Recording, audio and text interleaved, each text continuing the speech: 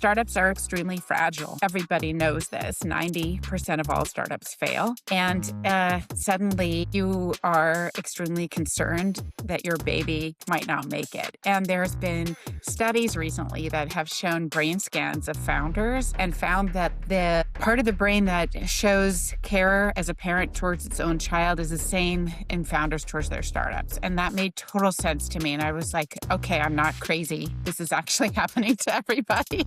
Yeah. And because your baby's in a fragile state, it's basically in the ICU until it grows up, and I guess you guide it through the process until it becomes a grown-up. Also, it is connected with these baby steps. When you start to build something, you need to be enough patient. Baby step, start to doing the basic stuff, especially nowadays that we wanted these immediate rewards of everything. So everybody wants the company. So please grab a cup of coffee or tea, get comfortable, and enjoy this episode. Welcome to the Brilliantly Branded podcast. There is a moment in life where something really stops feeling right. And instead of adjusting, you really decide to change the direction completely because something inside you keep insisting. I mean, it is something, this little voice that appeared and said, well, maybe you can do something related with this overthinking.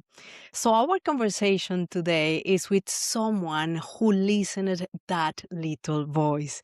This is a brand that was created from this personal need, from a woman who really spent over 20 years teaching, and one day she chose to step into a completely different world. She is very welcoming to the entrepreneurial world, and I am saying very welcoming because I am part of that was also.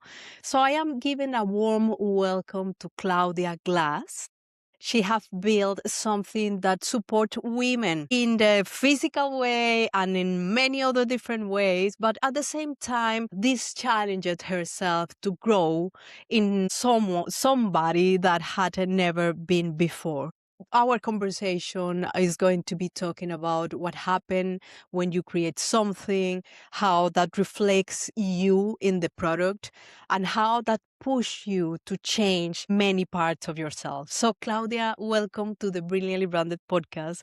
And I would love to start from you to introduce yourself and let us know details of that moment when everything started to shift it for you. Well, thank you, Maria. I really appreciate you inviting me to your beautiful podcast. And it was so lovely to get to know you in the first conversations we had. So I look forward to today. And to answer your question, I think that moment came in two steps. The first step was when I was driving my car home after having taught all day at a school. I taught high school English, and I was a really happy teacher teaching English. But it is a really hard job if you do it really well. And it is a bit repetitive because every year you get a new flock of kids. And there was a quiet voice whispering to me my whole life to sort of start a business. And it was one day when I was driving back to school when that voice got very loud. And it said, Claudia, it is now time. You need to make a move and you need to do it now. And yeah, I get goosebumps retelling the story. And so I'll never forget that moment. I know exactly where I was driving my car. Several months later, I was on vacation in Mallorca, and I got up every morning and went for a run. And I was chewing on this moment, like, what's the idea? I knew I wanted it to be tangible, something I could touch. What happened was that I would arrive after running through the dusty farmer roads. I would arrive at the ocean hot and sweaty, and I wanted to jump in the water and swim and then run back home and be dry when I arrived back. And so my initial idea was actually a hybrid sports bra that allowed you to do many activities throughout the day.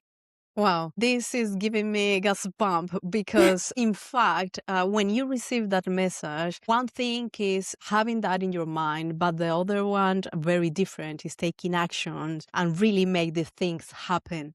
So creating a brand from that necessity is what I really feel that is memorable, in the sense that you put outside something by taking actions coming from your world of teacher, because you just mentioned I was a teacher teaching English, and completely different environment, and then voila, I mean, you have some needs, and those needs become a brand.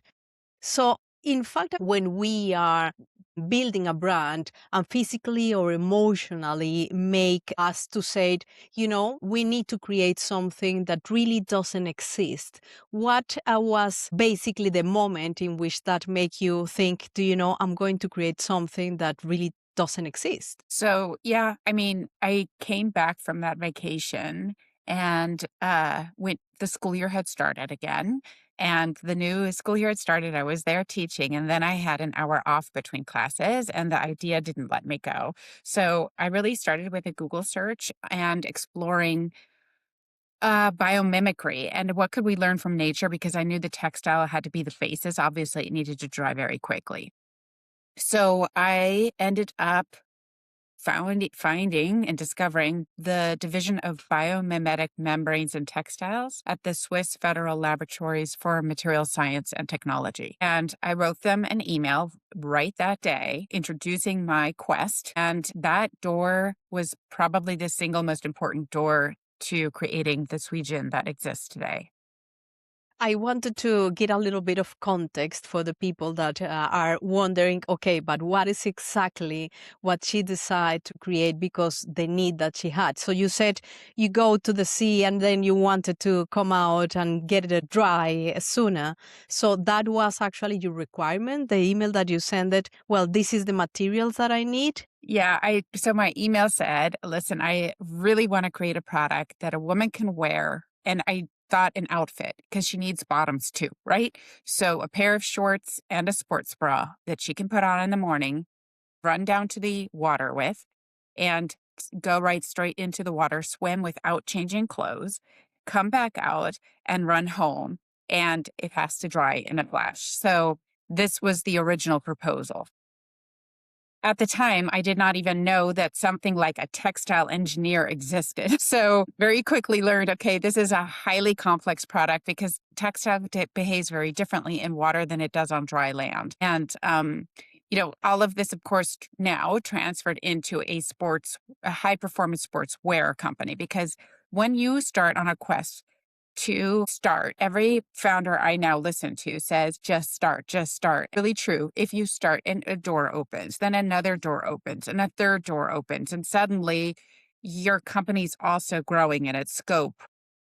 So, yes, originally we were looking for something that would dry really quickly, Maria, but really what happened very quickly is that a sports organization reached out to us after we'd had some publications and said, we have a problem with sports bras in general. It does not need to do this hybrid function of also being able to swim. Could you fix the sports bra? And so that's when we discovered, by taking surveys with professional athletes across Switzerland and Sweden and the USA, that they always had the same three pain points, which were lack of stability, chafing injuries, and restricted breathing from the underbust band. The problem was that you had to pick which one you wanted solved because you couldn't get it all in one. And so that ended up being what we kind of pivoted the project from this hybrid approach to a sports bra that solved all these problems. But the beauty was that the knowledge that everything we had learned by trying to make it fast drying was absolutely necessary for solving the other pain points. So we Yeah. just now, to this day, our sports bras, you can swim in them. Yeah, well, it's from idea to realization, and I know that you make that real because this is actually the story, the short of the part of the story, because I know that you have to partner with a scientist and with athletes to see if the process that you have been wanted to implement it in the bra will be the right one. So you was telling me the other day when we started this conversation also how you was feeling related with the brand. So you just mentioned in our first call, it's like having a baby. Having a baby, and you did this metaphor that is basically amazing from the sense that the people, what I want here is all the women also to understand what happened when you decide to create a brand and you are treating that as your baby. So I will love you to share with us how that works or what that's mean exactly for you. So it's interesting the process now in retrospect because this started over 5 years ago. And at the beginning, the first year is really fun because it's all exploring, right? And then all of a sudden, you create something and then you give it to the world because you take it to market. Startups are extremely fragile. Everybody knows this. 90% of all startups fail. And suddenly, you are extremely concerned that your baby might not make it. And there's been studies recently that have shown brain scans of founders and found that the part of the brain that shows care as a parent towards its own child is the same in founders towards their startups. And that made total sense to me. And I was like, okay, I'm not crazy. This is actually happening to everybody. Yeah. And because your baby's in a fragile state. It's basically in the ICU until it grows out, grows up, and I guess you guide it through the process until becomes a grown up. So it's really interesting what it does to you. Yeah, I can imagine, and also it is connected with these baby steps. No, when you start to build something, you need to be patient to say, do you know, baby step, start to doing the basic stuff like crawling, and then we are going to walk, because otherwise will be, that we are losing the patience, especially nowadays that we wanted these immediate rewards of everything. So everybody wants the company already working, the sales already done, and everything really going. And I think that having that and applying that metaphor in your journey is very wise. And becoming an entrepreneur, that is part of what is very important. And I will love you to share with us what have been probably the hardest part of becoming an entrepreneur for you. This part that nobody is talking about, for example. I mean, it's really not only fun and joy. It's extremely hard work and it can be pretty brutal and painful at times. And I think that it's relentless, and the resilience you need, you build resilience, obviously. You take the rest, you have the failure, but it's really full of no's and failures. Like, you better know, I guess I just heard somebody in an interview say recently, it has to be more painful for you not to do it than to do it. And I think that's what is clear to me. Like, it's hard. For me, it's almost unimaginable to not make this work. It's the hardest product to engineer for the human body. So I didn't know that coming into this. And the more you go into something, right, the more you're invested financially, emotionally, everything. And there's other people around you now also invested because they are investors or because they're advisors or institutions or industry partners. So you have a huge group of people now behind you who, want to make this work with you and who are joining you on the journey. So although that's beautiful, it also creates pressure. Yeah, a lot of pressure and feeling a little bit alone in this journey Yeah. sometimes, in the sense that you are pushing, you are doing, you are your own assistant, you are many things at the same time because you wanted to have everything really outside. But how long took you to, I mean, from idea to realization? You mentioned it was around 1 year, in the sense that in the meantime that you decide, okay, I'm going to create this product. How long that takes to you to really launch the product to the market? So we did a soft launch of our first bra in 2023. And then in 24, we did a more professional actual launch. So it was really good to do the soft launch. It was a miniature launch. It was very few products and a very small group that it was focused on, which was the swim run community. And then so it took, I would say, 3 years from that run in Mallorca to actually launching the first product. 3 years. 3 years. So you was already, I mean, in that moment, you was a teacher, and then you have to do all the process to really get it into action to become an entrepreneur. It was 3 years, right? Yeah. Wow, yeah, that just showed that this is not happening from one day to the other one, and this is a way to show how much effort we are putting in building our brand. And to do that, we need some tools. And I'm curious about what kind of tools did you use to really, the things that you said, this is amazing to use it. And I will love you to share that with us. Well, so it's interesting the partners who come in to help you and what you need at different parts of the journey. We have three basic bras, right? So the first one is for smaller breasts, then for middle sized, and then roughly speaking, for the bigger breasted women for bigger cup sizes. And each of those bras built on the other, had to do the first one to get to the second and so forth. And it was at the very beginning of the journey when I realized, okay, has to do with chemistry. We need to talk to chemists and chemical companies to figure out what is the best raw material to use for this product and what we are expecting it to do. Then you talk to yarn manufacturers. Then you learn about textiles themselves and knitting structures and gauges. And I was running all over the supply chain, all over Europe, trying to make sense of a very complex industry. And I wasn't going to do it fast enough. So I went back to the Swiss Federal Laboratories and said, hey, can we do a design thinking workshop and invite all these partners together for a 2-day workshop so we can, because when they talk to each other, they know these are the melting points, these are limitations we're going to have. This isn't going to work. And at the end, we actually had a pathway forward. And it was lovely because you have the theory coming from the Swiss laboratories and you have to marry it with the practice that comes from the supply chain partners. And it was really fun. The innovation piece was great fun, you know? Yeah, I So can imagine. most recently, like with this bra that is really our masterpiece, it's more complex than a Swiss watch, is the bra that's coming to market in September. And it's been 3 years of working on that in parallel to the others. And this one required the use of a pattern technician because it's about really marrying sports bras with traditional bras and making sure they come together in one. And so we were working with Hohenstein Institute, for example, with their pattern technician. And I begged them to take her with us to the manufacturer in Asia. And we did that just last month. Another important thing that I want you to share with our audiences is what was the books that probably you read at that time. Because, when you are coming from a world, in this case, teaching, and then you decide, I'm going to jump to become an entrepreneur, it's a ton of things that we don't know and we need to learn, right? We learn on the go, but what was probably those books that was helping you and supporting you the most to share here with our audiences? I love reading books.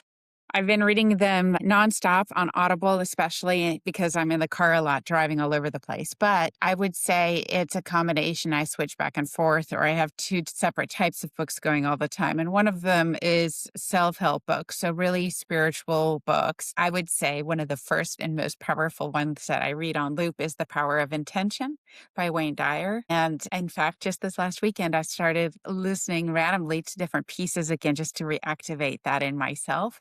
And it's really about the setting an intention for what you plan to create. Every human being has a strong and important purpose while they're here on this planet. I really believe strongly in that. And it's part of our, some people find out what their purpose is really, really early in life and others find out later. But if you can discover it and then lock into it and realize it, I think it's probably one of the most beautiful experience as a human being, right? Yeah. Yeah, yeah, yeah.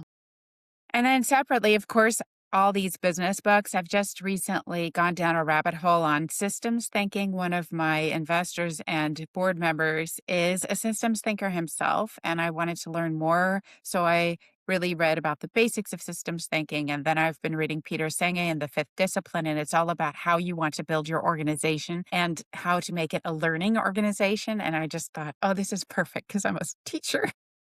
Yeah, exactly. I can imagine. But everything is coming like in the right time. Okay, what is the book that I should be reading right now that is going to give me the information, isn't it? Or did you Yes. just by intuition? And how did you manage that?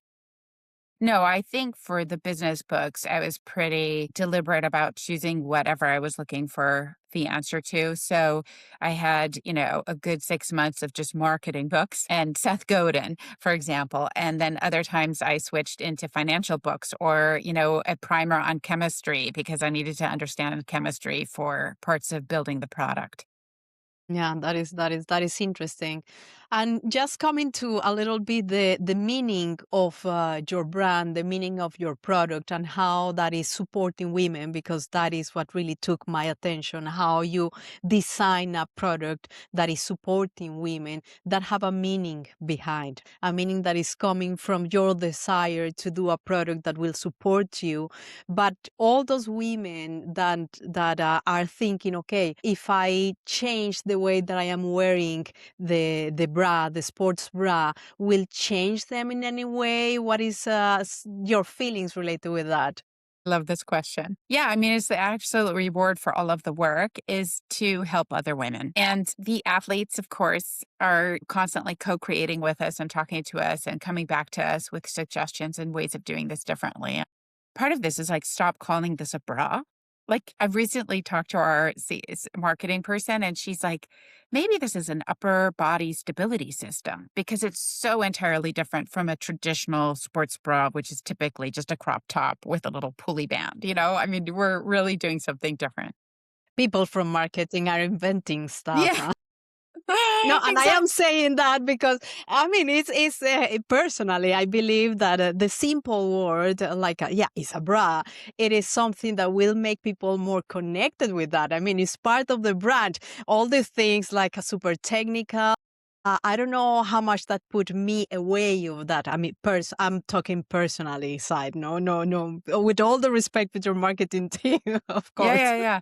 Because, we're learning so much about the importance of the sports bra for anyone who's athletic, not just for these top athletes. Of course, we see that performance increases between Yeah. 2 and 15% with an average of 7%. And for, of course, an elite athlete, this is the difference between eighth place and a gold medal in the Olympics. But also for women on a daily basis, we're learning about the effects of wearing a sports bra on your actual physical health beyond what the pain points are that we're aware of, which is chafing and support and breast pain during exercise. 63% of women report breast pain during exercise.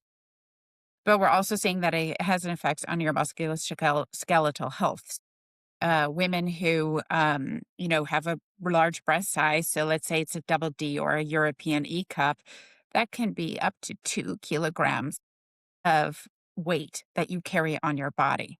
But Yeah. when you move, it triples in force and pull on the body. And so, of course, this has an effect of how you land, how you jump, or if you want to exercise at all.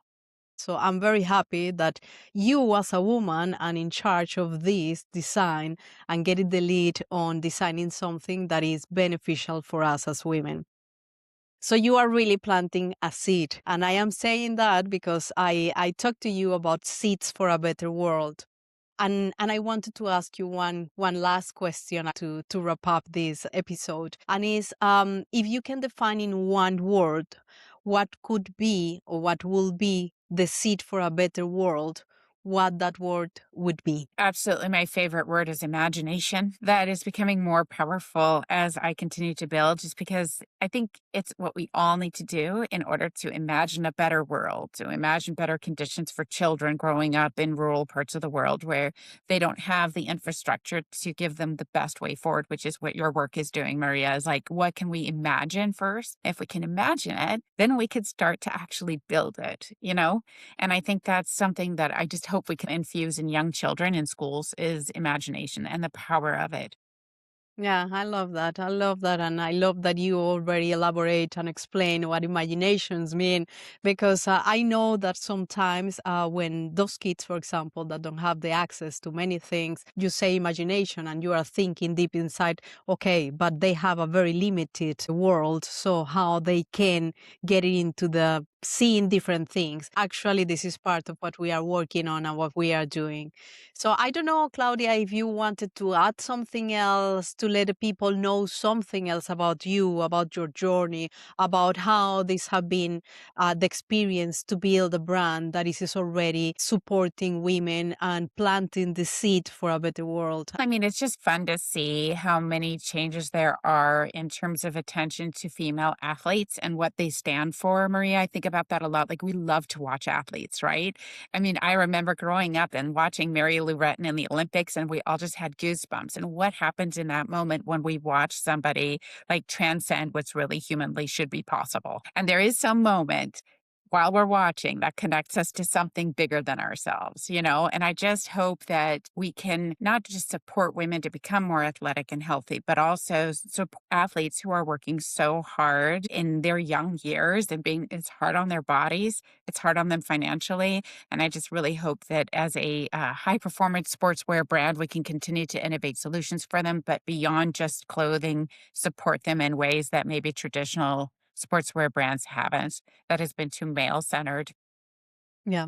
Yeah, well, I love that. And thank you for sharing this with us because we all want to know what is behind the brands, who is the face of the brand. So I'm very happy that you share with us part of your story, part of how you have been creating your brand, and where are you planning to go in the near future, let's say, because this is a process. So thank you very much, Claudia, for being here and for sharing your story with us. Thank you, Maria. And thank you for sharing other women's stories because those stories gave me the courage and then, the small steps forward in building. And so it's lovely if it gives anybody out there courage, just listen and go for it. Yeah, thank you, Claudia. Thank you very much for being here. Thank you, Maria. Your story is your brand, and your brand is a seed for a better world. Every conversation you heard today came from someone who showed up to share honestly and trusted that their experience could help someone else. That someone is probably you. Now it is your turn to pass it on. Please share this episode with one woman who needs it. Explore the playlist and find the conversation that is picked for her moment. Because the right story, shared at the right time, changes everything. And every time this community grows, it reaches farther than you can imagine. The proceeds from our brilliantly branded live events go directly to children's education through Seeds for a Better World, the association we founded so that impact never stops. So please explore the playlist, and if you know a voice that deserves to be heard here, please send them my way. Until the next episode, ciao ciao!